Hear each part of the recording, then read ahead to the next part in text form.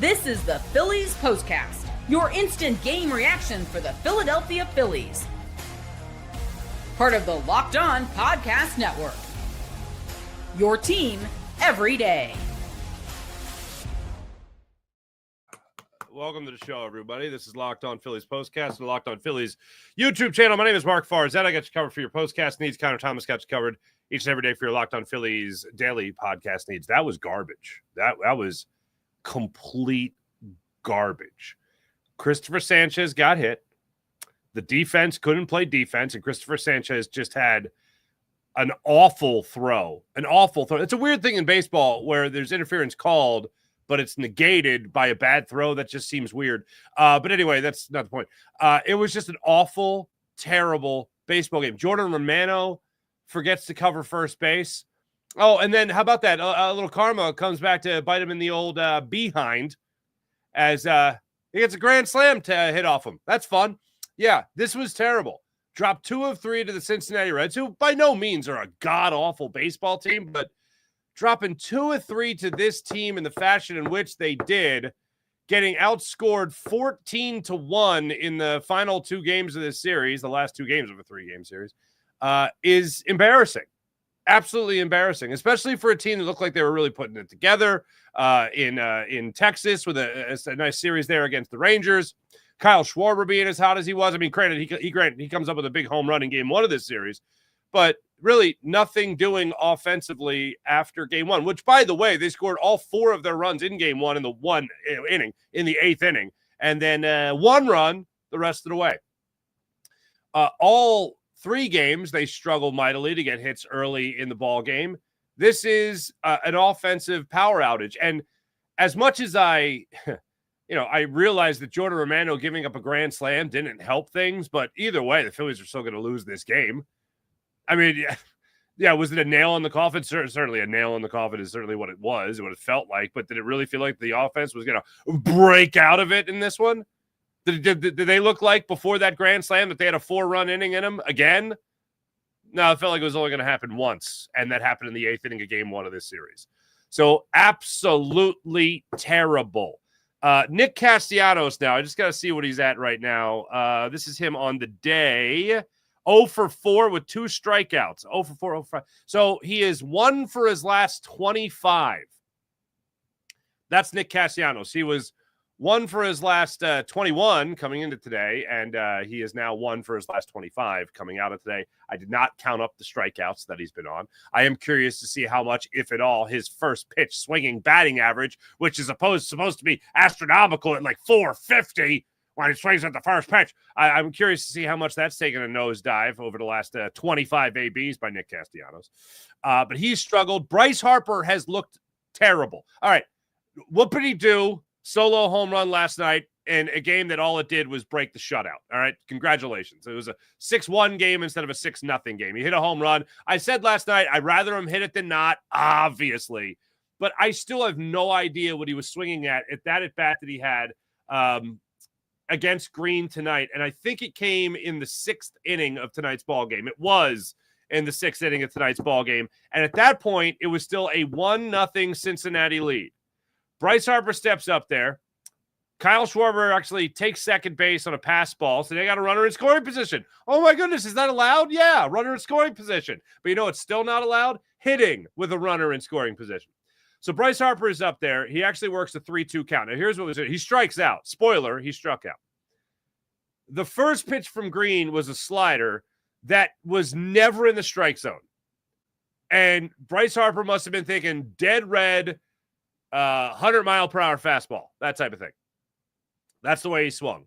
He just chased a slider well out of the zone, low and inside. Then he went on to have, season pitch. I think it was a 7-pitch at bat, 8-pitch at bat, something like that. And then on the last pitch of the at bat, 3-2 pitch, he ain't getting a fastball. I didn't think he was going to get a fastball. I didn't think he was going to get challenged in a 1-0 game with a runner on base. I didn't think he was going to get challenged with a fastball. He did not get challenged with a fastball. You know what he got? You know what he got at the plate there? He got another slider down and in, swung over top of it, chased it. Again, just like the first pitch, swung at a pitch that was never in the strike zone. Green bookended the at-bat with sliders. After, by the way, he did challenge Harper, I think it was 2 or 3 times during the at-bat with fastballs out over the middle of the plate. Harper missed him. Fouled away or swung through. That was rough. And I'm not saying Marte is trash or anything like that. It should be Green. Green is trash or anything like that. He pitched very well today. But when you see Bryce Harper get fastballs over the middle of the plate, it takes me back to the early goings of the season where it seemed like Bryce Harper was really struggling against fastballs. Those are the balls he's supposed to tattoo. And he did not do that. Didn't do it today. And feels like it's been a minute since you've seen that. So he absolutely has to produce. The guy that just looks like the guy that's lost in the lineup right now is Nick Castellanos. And you can't have a guy batting, 5th in the lineup struggling the way he is struggling right now. Brandon Marsh has come down to earth a little bit. Bryson Stott did get a hit today, which is good. One of the Phillies' 3 hits. But all in all, he's been showing you a little bit more in the month of August, which is good. But you need to see if these other guys in the lineup are going to struggle, he needs to get like red hot. And then Otto Kemp, I think, we know what he is. Trey Turner, same thing. And the Schwarberian needs to hit Schwar bombs in order for this team to have a chance. And you can't depend on him every single night for that. I know we'd like to, but you certainly can't do that every single night. So without question, this one was absolutely a rough one for the Phillies. Let's get to our 3 big things. This is the Locked On Player of the Game. I ain't doing it. I am not going to green on this one. I'm not going to green on this one.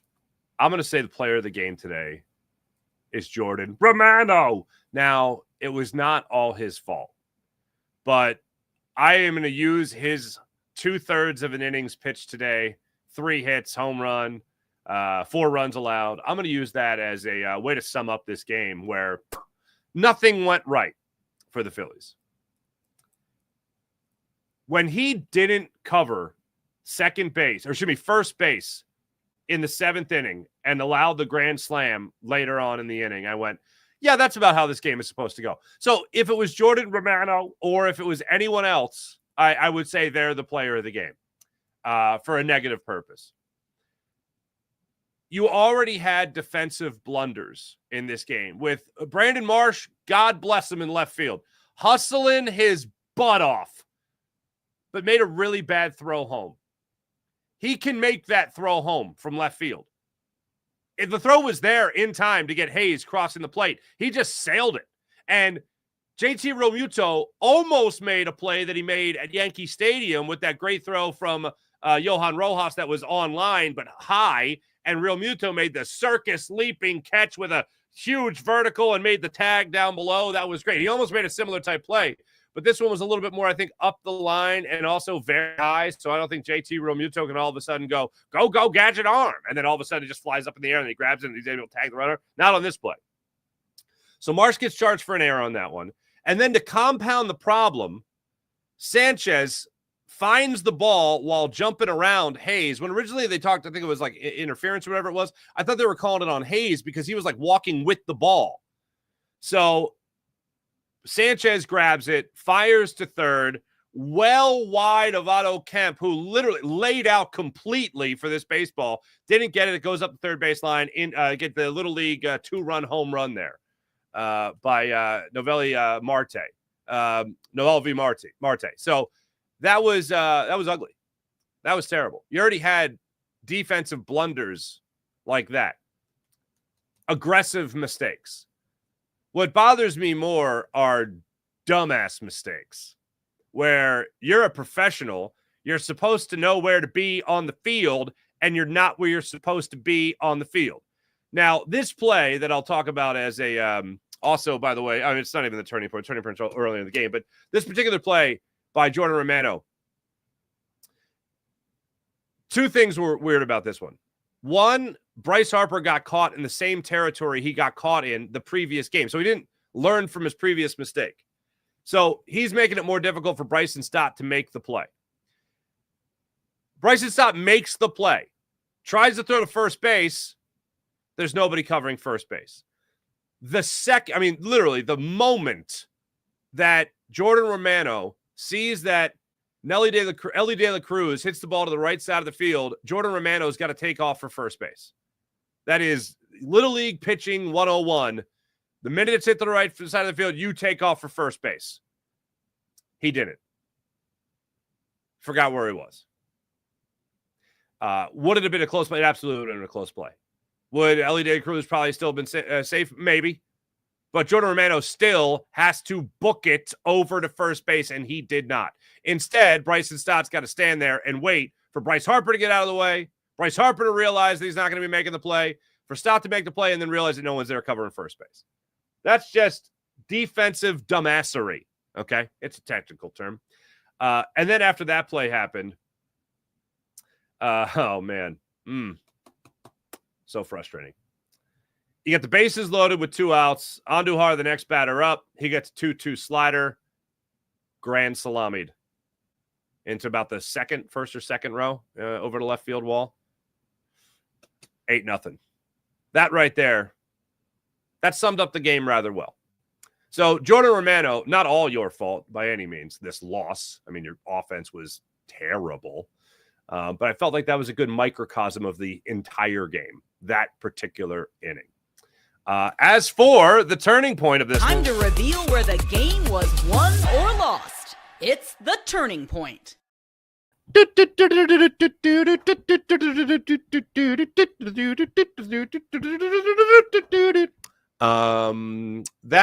sixth inning, you go into it, I mentioned 1-0 in favor of the Reds. Bryce Harper has that strikeout in the top of the sixth inning to not bring a runner home, not hit a home run, whatever. You're still down 1-0. So you go into the sixth inning there. Christopher Sanchez is 65 pitches. He gets steered to fly out to center field. De La Cruz gets the single. Marsh cut it off well. Again, he was hustling his butt off in left field, cut it off well to hold it to a single. Andujar comes up there. He pops out to second. Oh, my goodness gracious, you got 2 outs. You got 2 outs. You got to run on first base. Let's make some things happen here. Hayes steps up to the plate, former Philly, of course. He gets the double to left field. De La Cruz scores from first. That was a play that Marsh booted around a little bit in left field. De La Cruz probably still scores on that one. He was stealing. He was going on the pitch. So either way, he probably still scores on this one. And then Marte steps up for the Little League inside the park home run. A Little League home run, I should just call it that. Hayes scored first on the throwing error by Marsh, as I mentioned earlier, and then Marte scored on Sanchez's wild throw. So 2 throwing errors, 1 play.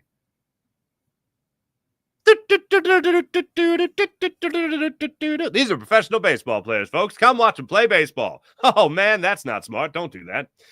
So that inning right there, I would say that was the turning point where it feels like, well, the Phillies aren't going to score any runs for this one. So 4-0, might as well be 20-0. This is what you'll be talking about. You're definitely going to be talking about that grand slam. You're definitely going to be talking about Jordan Romano. You're definitely going to be talking about the Phillies offense being, what's the term the kids use? Cheeks? I mean, is this not our concern? Is this not our worry? I mean, it makes you have flashbacks to that Houston series. That's what it makes you feel like. 5 runs in 3 games. No bueno. 4 of those runs scored in 1 game. 17 of your last 18 innings. 17 of your last 18 innings, you've gotten 1 run. That doesn't apply to offense. It's more like this. In the words of Dan Patrick, the whiff.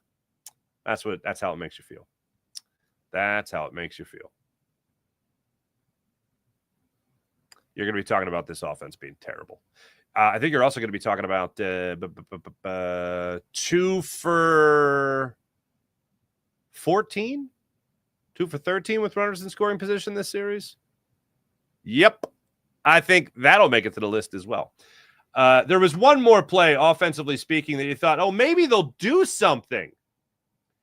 And it was, I think Kyle Schwarber was at the plate for this one.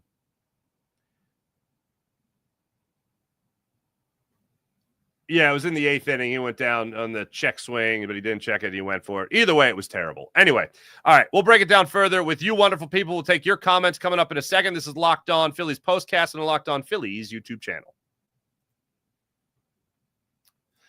Hey, let me tell you about Open Phone. If you're running a small business, you know that every missed call is money left on the table. Think about the last time you had an emergency. Did you sit there, make one call, and then wait by the phone? No. You kept calling people. Those other people missing money left and right as you're making phone calls galore. Open Phone is the #1 business phone system that helps you streamline and scale your customer communication, all from an app on your phone or computer. You juggle 2 phones just to keep business and personal calls separate? Come on now. Open Phone solves that problem instantly.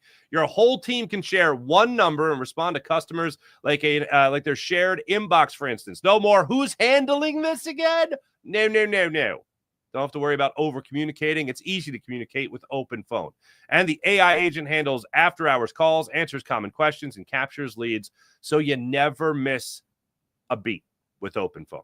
Open Phone is offering Locked On Phillies Postcast listeners and viewers 20% off your first 6 months at openphone.com/LockedOnMLB. That's OPENPHONE.com/LockedOnMLB. And if you have existing numbers with another service, Open Phone will port them over at no extra charge. Open Phone, no missed calls, no missed customers. And how about the Game Time app? Download the Game Time app, create an account, use promo code LOCKEDONMLB for $20 off your first purchase. We've all been there before. Last minute, decide to go to a game, whatever it might be, maybe a concert, maybe a comedy show is the word I'm looking for. All that right there with the amazing people on the Game Time app. Game Time makes getting tickets faster and easier than ever. Prices actually drop the closer you get to showtime, first pitch, kickoff, whatever it might be. And you could save up to 60% off with their killer last-minute ticket deals. Tired of the endless scrolling, trying to find the best deal? Game Time's zone deals pick the best seats in your section for you. Ever wonder if you can actually view your seat before you buy it? Well, you can do it with the Game Time app. So you literally take the guesswork out of buying tickets with the Game Time app. So download the Game Time app, create an account, use promo code LOCKEDONMLB for $20 off your first purchase. Terms apply. Again, create an account and use the redemption code LOCKEDONMLB for $20 off. Download the Game Time app today. Last minute tickets, lowest price guaranteed. Let's get into the game time. I'm stuck on the sponsor. Let's get into the chat check and see how you guys are doing today. This game was over at 1-0. It had that vibe. But here's what I will say, JDM. When the Phillies have back-to-back or 3 games in a row where they're really struggling to score, offensively, right? That's when it sets in. But even in a 1-0 game, I'm like, Schwarber might have it. JT's been hitting well. He might have it. Somebody's got one up their sleeve. At 1-0, I can maintain that. Like 1-0 in game 1. I really felt like, guys, you're going to get 6 innings, 1 run from Taijuan Walker, and you're not going to do anything offensively. Really? That kind of thing. So that's how I felt in game 1. I'm like, you guys are going to – and then Weston Wilson tied it with that single in game 1. And he went, okay, that's better. There we go. I think it was Trey Turner came up next. He drove in another to take the lead. That was good. All right, way to go. And then you feel great about the bullpen, obviously, now. Well, except for, in a moment like this where you got Romano coming in. So that one was that was wrong. Why didn't you cover first? I don't know, Deborah. All right, sorry. That's the last one.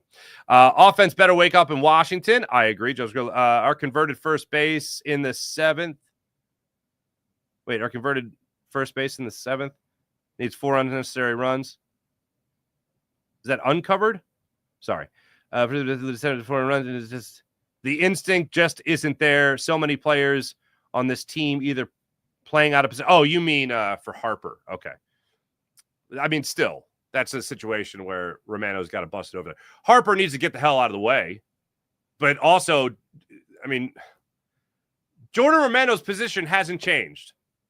You got to book it over there. And then if you see any confusion, you got to yell out, I got it covered. I got first, whatever it might be.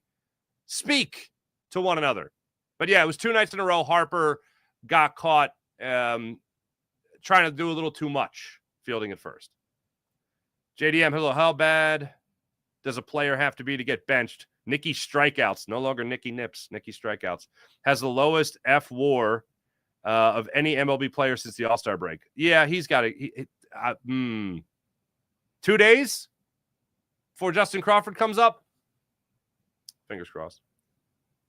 Unfortunately, you do have to score runs to win, guys. I guess they are all hitting like Ruben's golf game. Am I the only person that notices that? No, Philly and Nate? Thank you. I'm glad I'm not the only person that notices that. Mike Epps, the Kemp experiment at third needs to end. Harper needs to know his range. Oh, and 3, maybe we just have an ounce of timely hitting, right? John, perhaps Nicky Nip should watch some Little League World Series baseball for some pointers at the plate. It can't hurt. I agree. Michael Evans, please tell me I'm not the only one who called the grand slam. I mean, once I saw the base, I was like, oh, that. Once I said Jordan Romano not cover first, I went, Deborah's going to have him sleeping on the sofa again. Sorry. I thought that was the last one, but it wasn't. Francona out there managing like he's in a tie game in the World Series. Well, good for him. He's got experience in the World Series. RF, if they can't hit, then do whatever you can to get on base. Step into one, Dorn. Romano, says Just Patrick.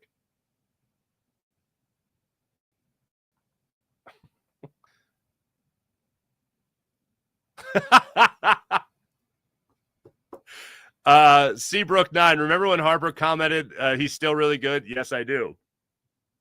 I'm the best there is. If you ain't first, you're last. Peter, where are the bats? I don't know. Nicky C is soft. Fire Rob Thompson. Sirianni needs to coach the Phillies. I'd be for it. Why not? Joel Evers, what's up? A few things. Why is Romano still on this team? Don't know. Phillies only had 1 good inning this entire series. 3 hits today. 3? Are you kidding me? Offense inconsistent, says Charles Pappas. Scusi.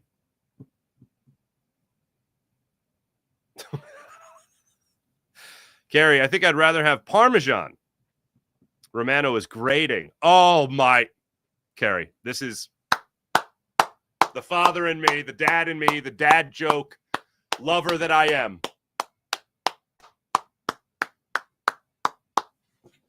That was just a beautiful thing. I'd stand up, but I don't have a cameraman, and yeah, you know, that is.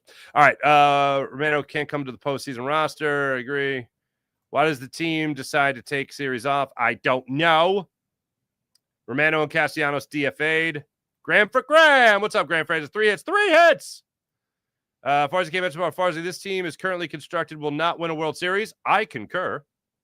There are problems. I agree.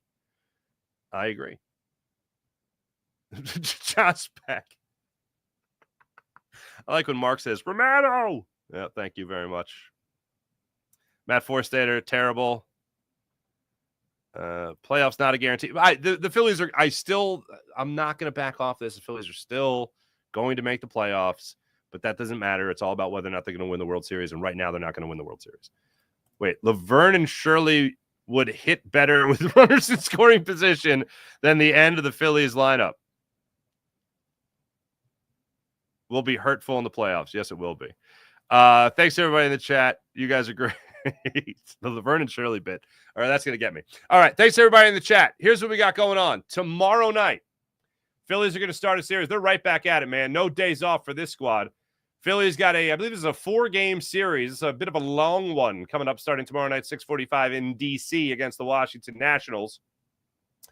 Yes, tomorrow night, Friday night, Saturday night, Sunday afternoon, Sunday or late morning, on Roku TV. That Sunday is going to be the 11:35 game. Also, programming note, no postcast on Saturday. I'm sorry, guys. No postcast on Saturday from me.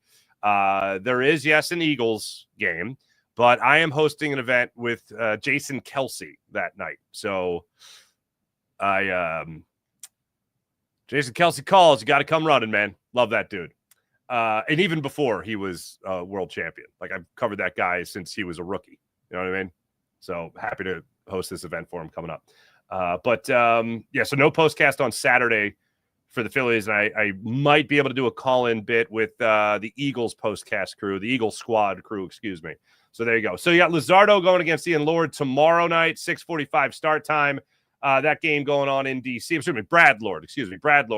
25-year-old right-handed pitcher out of Tallahassee, Florida.